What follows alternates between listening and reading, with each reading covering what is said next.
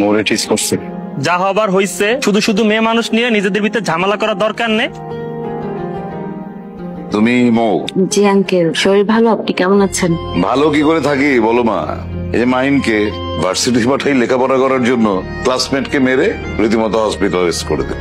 আসলে আঙ্কেল, মাহিনের কোনো দোষ নেই। ছেলেগুলো অনেকদিন ধরে আমাকে উত্তপ্ত করছিল। এর জন্য তো বিশ্ববিদ্যালয়ের প্রশাসন আছে। মাহিনকে কেন হাত তুলতে হবে আরেকজনের গায়ে? এখন পুলিশ সামলাচ্ছে কে?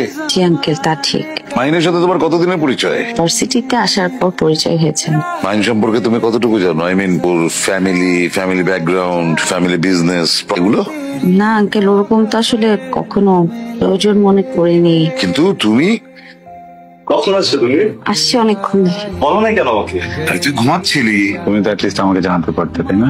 না, আমি এসেছিলাম আসলে তোমার খোঁজ নিতে, কি অবস্থা তোমার। আমি তাহলে আজকে উঠি। উঠি মানে কি? সে তো মেসে গিয়ে ডাল